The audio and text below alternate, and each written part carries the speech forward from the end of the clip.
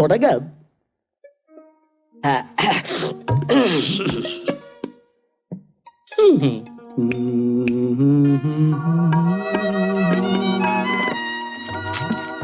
നമുക്ക് നോക്കാം. ഗാനഗോകുലും എത്തിയില്ലല്ലോ അളിയാ. ഇതിപ്പോ പല ആവർത്തിയായി. എല്ലാവരും അവൾക്ക് വേണ്ടി കാത്തിരിക്കുക. അവള് റിഹേഴ്സലിന് കൃത്യസമയത്ത് വരാതിരിക്കുക. അവൾ ആരാന്ന് അവളുടെ വിചാരം? അവർ അച്ഛൻ ചേട്ടന്റെ മോളല്ലയോ, അഹങ്കാരം കാണിക്കാതിരിക്കോ. എന്റെ സ്വഭാവം ചീത്തേക്കാ ഞാൻ അവളെ അടിച്ച് ആംബുലൻസ് കെട്ടിക്കളയും. ഒരു ശവം കിട്ടോ ഞാൻ ഇങ്ങനെ ദോഹിച്ചിരിക്കയോ. പള്ളിക്കോയറിൽ നിങ്ങളുടെ വീട്ടുകാർക്ക് കാണിക്കണോ? എന്താ എന്താ എന്താ എന്താ അളിയാ, എടോ പങ്ക്ച്വാലിറ്റി വേണം. അല്ലാതെ അവക്ക് തോന്നുന്ന സമയത്ത് കയറി വന്നാ പോരാ. അതെ, കോട്ടയത്തേക്കുള്ള ഒരു ഡെഡ് ബോഡി എന്നെയും വെയിറ്റ് ചെയ്ത് മോർച്ചറി കിടക്കുക. എന്നിട്ടൊരു ലീവ് പോലും എഴുതിയെടുക്കാതെയാണ് ഞാൻ ഈ റിഹേഴ്സലിൽ എത്തിയത്. പങ്ക്ച്വാലിറ്റി. പിന്നെ ഇതൊരു ദൈവകാര്യമല്ലേ, നമുക്ക് 10 ശവം കിട്ടണേ ദൈവം കൂടി വിചാരിക്കണമല്ലോ. അതിനുള്ള ഒരു മണിയടിയാണ് ഈ തബലടി.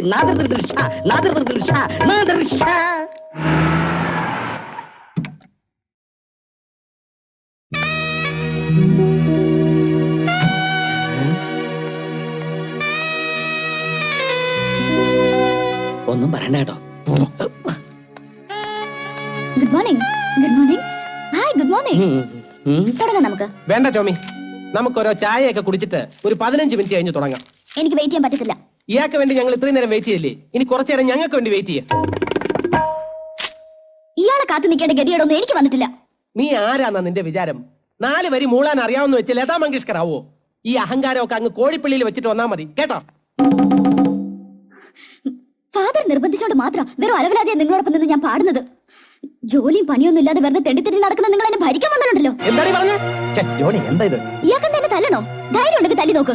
കോഴിപ്പള്ളിയിലെ പെണ്ണിനെ തൊട്ടാലുണ്ടല്ലോ വിവരം അറിയും. ശരിയാ, നിന്റെ ദേഹത്തോട്ട് എന്റെ കൈ നാറും. പിന്നെ ഡെറ്റോൾ സോപ്പിട്ട് കഴുകേണ്ടി വരും. അത്രയ്ക്ക് വൃത്തികെട്ടതാ നിന്റെ മനസ്സും ശരീരം.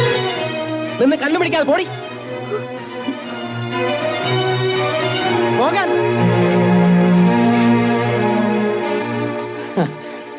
കലക്കിളിയ, ഈ പ്രശ്നത്തിൽ കോഴിപ്പള്ളിക്കാരൻ നിന്നെ തല്ലിക്കൊന്ന എന്റെ വക ആംബുലൻസ് ഫ്രീ. ഇത് വാക്കാണ്. റിഹേഴ്സൽ തുടങ്ങാം. വേണ്ട. വേണ്ട.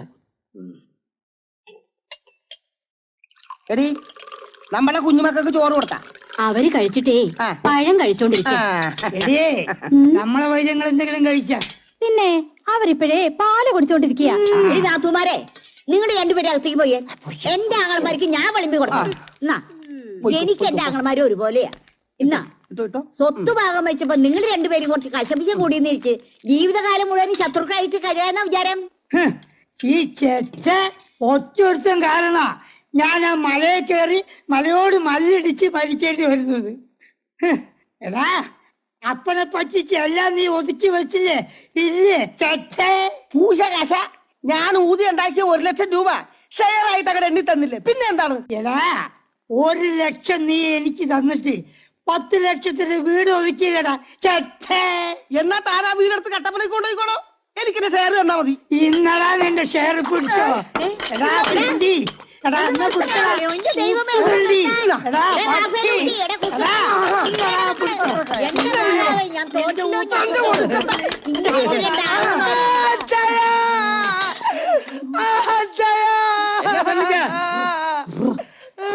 എന്താ മോനെ, എന്ത് പറ്റി? അന്ന് പാത്രത്തോണ്ടിരിക്കേ. എന്താ ഇത്? മര്യാദക്കല്ലെങ്കിൽ എല്ലാവർക്കും ഇറങ്ങി പോവാം.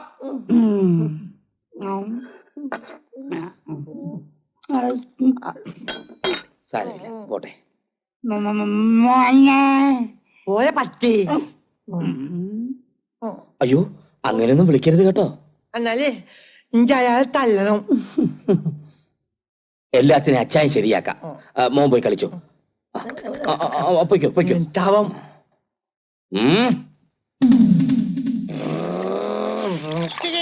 ഇതങ്ങനെ വിട്ടാ ശരിയാവില്ല. സകല എണ്ണത്തിനും ഇവിടുന്ന് കെട്ടിച്ചേ പറ്റൂ.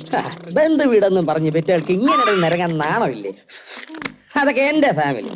എവിടെങ്കിലും ചെന്നാ പിന്നെ പിറ്റേ മാസം അവിടുന്ന് അടുത്ത സ്ഥലത്തേക്ക് പോകും. എനിക്ക് നമ്മളെ വെള്ളത്തിനും ഒറ്റത്തിനും തല്ലണം. അയ്യോ, മൂത്തവരെ തല്ലാനൊന്നും പാടില്ല സണ്ണിച്ച. തലവട്ടം അപ്പൊ കയറ്റു വട്ടം താവില്ലല്ലോ. ബുദ്ധി വേണേ. അതെ, കഴുത്ത് വെട്ടാതെ തന്നെ വേറെ എന്തെല്ലാം പണികൾ കിടക്കുന്നു. ദേഹമാസകലം ചൊറിയുന്ന നായ്ക്കരണ പൊടി വിതറാം. സിഗരറ്റിനകത്ത് ഈർക്കിൽ പടക്കം തിരികെ കൊടുക്കാം. ഇതൊന്നും അല്ലെങ്കിൽ കുടിക്കുന്ന ചായയില് വയറിളക്കുന്ന പൊടി കലക്കി കൊടുക്കാം. അങ്ങനെ എന്തെല്ലാം മാർഗങ്ങൾ. ആള് കൊല്ലാട്ടാ. സണ്ണിച്ച, ഞങ്ങൾ എന്തെങ്കിലും ചെയ്യാണേല് അച്ചായൻ ഞങ്ങളെ വഴക്ക് പറയും. സണ്ണിച്ചൻ എന്ത് ചെയ്താലും അതൊരു കുസൃതിയായിട്ട് അച്ചായൻ എടുക്കും. അല്ലേ എളിയ? അതുകൊണ്ട് അളിയൻ പറഞ്ഞു തന്ന വിദ്യകളൊക്കെ നീ ഒന്ന് പരീക്ഷിച്ചു നോക്ക്. ചെല്ലേ ഈ വഞ്ചോന്ന് സ്റ്റാർട്ട് ചെയ്യണം അല്ലേ?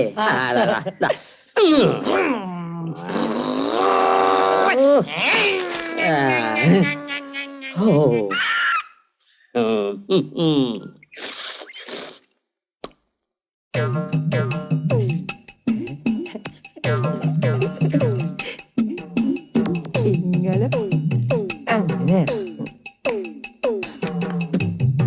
എന്നിട്ട് ശരിക്കും വലിച്ചിട്ട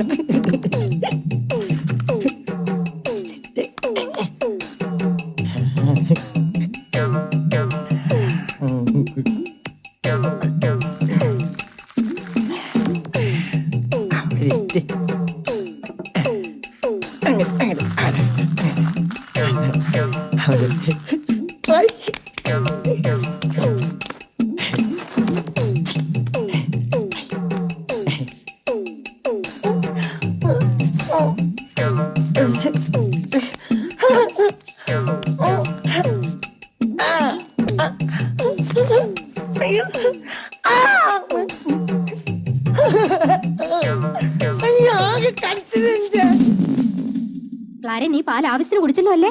മക്കളെ, നിങ്ങളെല്ലാം നന്നായി ഭക്ഷണം കഴിച്ചല്ലോ അല്ലേ? അയ്യെങ്കിൽ നമുക്ക് തുടങ്ങാം ചായ. അപ്പൊ കാലത്തെ കാപ്പൂടി കഴിഞ്ഞ സ്ഥിതിക്ക് ഇനി ഉച്ചയൂട് വരെ നമുക്ക് പ്രാക്ടീസ് ആരംഭിക്കാം. ഓക്കെ? 1 2 3 സ്റ്റാർട്ട്.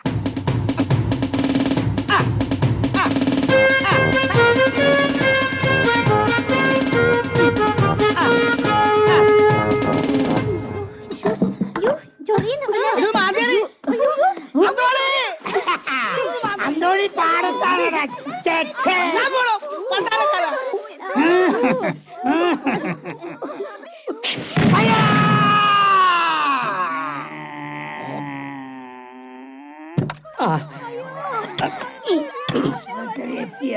വേഗമാകട്ടെ, പൊക്കിയെടുത്ത് കേട്ടെ. വലക്കൂടിലിടാനുള്ളതാ. എന്റെ കർത്താവേ, അയ്യോ.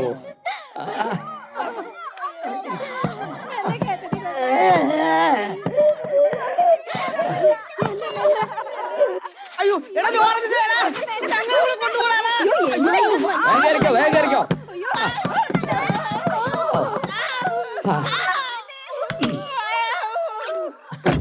All family pack up.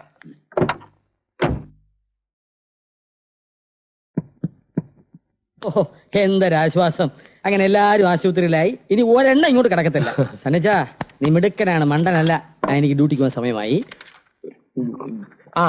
വൈകിട്ട് നമുക്ക് കാര്യമായിട്ടൊന്ന് ആഘോഷിക്കണോ അളിയ? പിന്നെ 2 ഫുൾ ചിക്കൻ അളിയ വാങ്ങിക്കൊണ്ടുവരുമോ? ഇല്ല, ഞാൻ കഴിക്കും. നീ വാങ്ങിച്ചോണ്ട് വെച്ചേക്കണം. ഏതായാലും കാര്യങ്ങളൊക്കെ നീ ഭംഗിയാക്കി സണ്ണിച്ച. അളിയൻ പറഞ്ഞു തന്ന 3 വിദ്യയില് 2 നിനക്ക് പ്രയോഗിക്കേണ്ടി വന്നുള്ളൂ അല്ലേ? ശവലയം പറഞ്ഞ 3 വിദ്യ ഞാൻ പ്രയോഗിച്ചു. അതെയാ? വയറിളക്കുന്ന വിദ്യ ശവലി ഇപ്പൊ കുടിച്ച ചായയിൽ ഞാൻ പ്രയോഗിച്ചു. അളിയാ,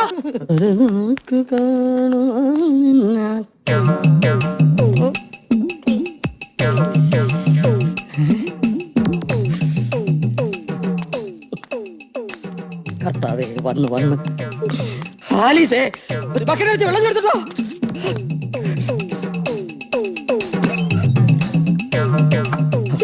കർത്താവേ, എടേ, നിന്റെ ആങ്ങളമാരോട് എന്റെ ആംബുലൻസിൽ എന്നെ ഒന്ന് ആശുപത്രിയിൽ എത്തിക്കാൻ പറ.